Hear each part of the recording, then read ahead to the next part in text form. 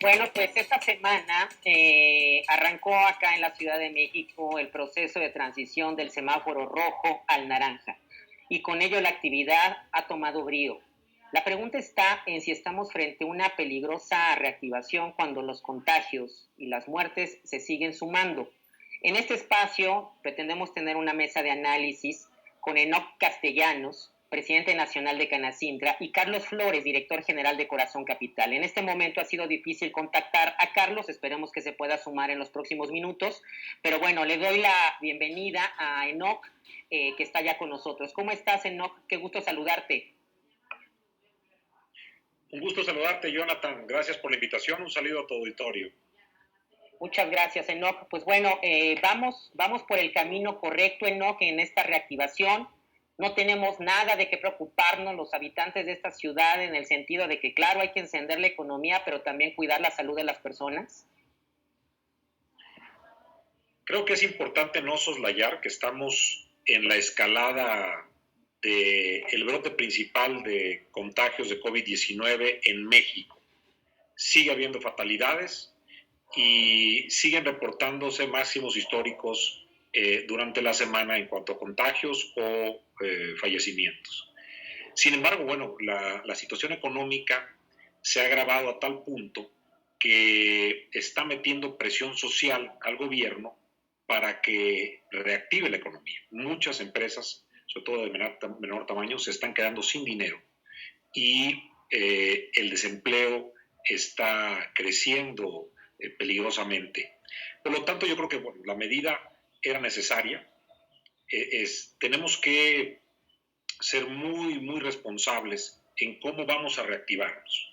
Porque lo que peor que le puede pasar a un trabajador es incumplir las medidas, ya sea en su trabajo o ser descuidado cuando esté en su tiempo libre, ya sea en la casa o en los espacios públicos, en el transporte público, y que con eso se llegue a un brote epidémico en los propios centros de trabajo. Porque si esto se generaliza, el riesgo es que volvamos a tener una cuarentena en donde el propio perjudicado será el trabajador junto con la empresa. Al final puede incluso poner en riesgo hasta su puesto de trabajo, su fuente de empleo y la propia empresa. Esto es lo que tenemos que tener muy presente todos.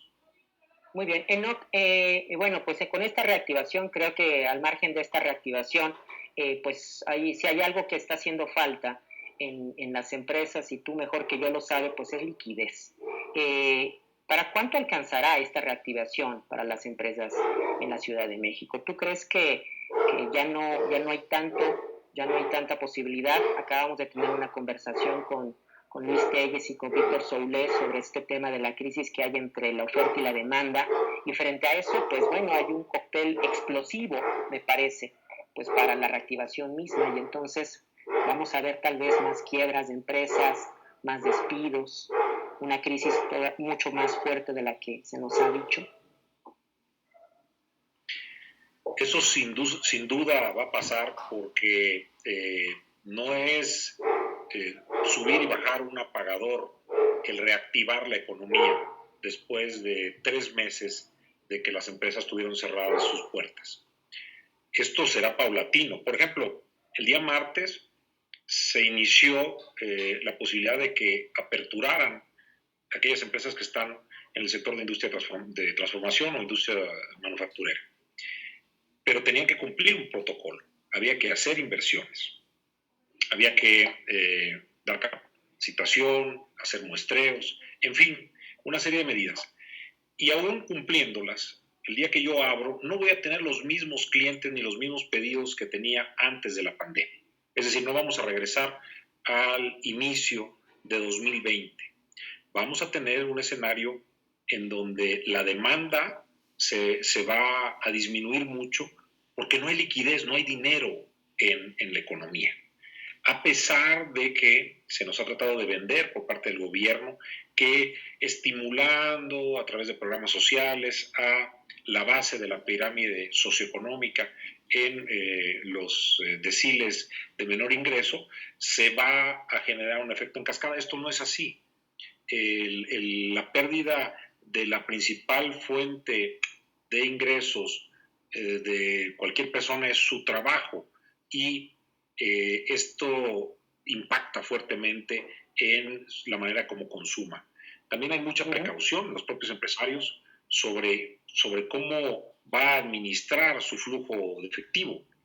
Lo que indica las teorías financieras es que cuando hay una situación de crisis, lo que tú tienes que hacer es tratar de sacar de manera muy lenta el dinero de la empresa y tratar de ingresar de manera acelerada dinero, ya sea ventas, ventas de activo fijo o préstamos o lo que sea.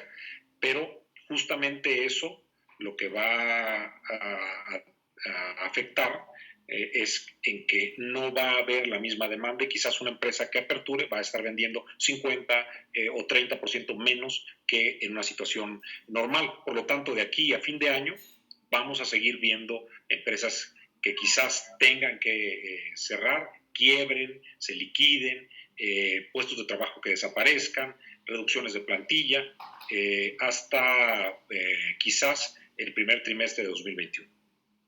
Muy bien, parece ser que ya está conectado con nosotros Carlos Flores, director general de Corazón Capital Enoc. Si me permites, le doy la bienvenida. Hola Carlos, ¿cómo estás? Qué gusto saludarte. Hola Jonathan, muy buena tarde. Y Enoc, presidente, mucho gusto saludarte también. Pues mira, estamos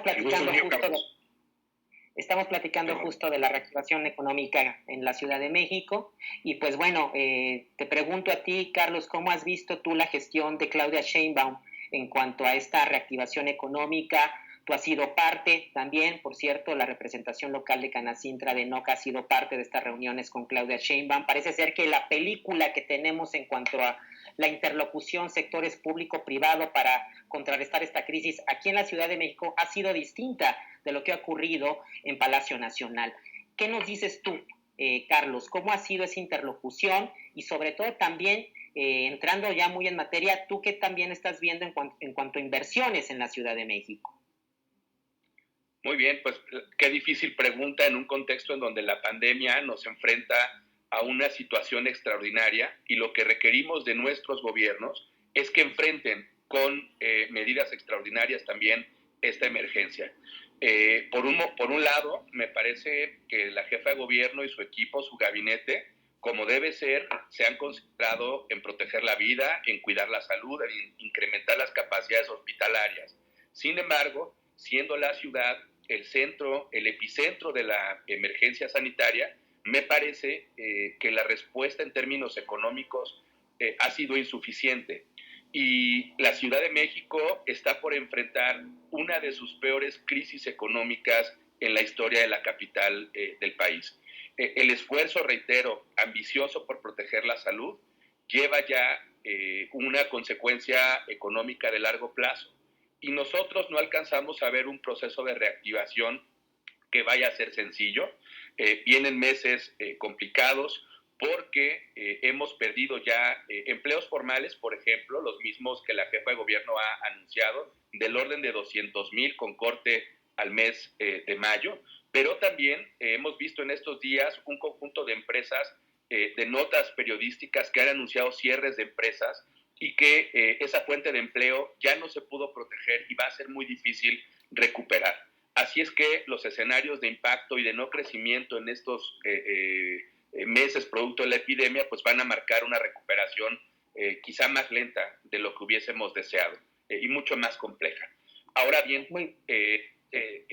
atendiendo al impacto por los sectores productivos, como ustedes saben, el turismo y restaurantes, comercio al por menor y construcción han sido de los que más afectaciones han tenido y por lo tanto pues requerimos un conjunto de inversión que necesita de parte del gobierno condiciones de certeza, garantías de gobernabilidad en la ciudad, por supuesto dotación de infraestructura en servicios básicos y algunos elementos adicionales que agilicen la tramitología, la burocracia de la capital para emprender con mejora regulatoria nuevos negocios. Y sin embargo, las condiciones para que esta inversión se dé son muy complicadas en un ambiente de altísima incertidumbre, en donde además seguimos perdiendo espacios en la competitividad local.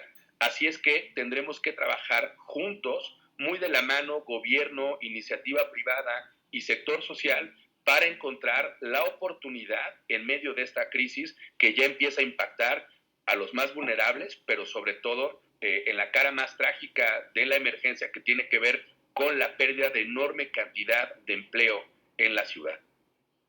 Muy bien. Siguiendo con esta conversación, Enoch, y esta pregunta que le hacía a Carlos, en el sentido de las reuniones y animosidades que tú estás registrando por parte de la doctora Sheinbaum, hay quien dice que la doctora sí hace caso a la estadística, no desdeña la ciencia, pero parece ser que no está tampoco ofreciendo apoyos fiscales y financieros, una cosa que ha pedido el sector privado. ¿Qué nos puedes contar tú de esas conversaciones, de ese ida y vuelta en los comentarios con las reuniones con Sheinbaum por parte del sector privado? Y te diré algo más.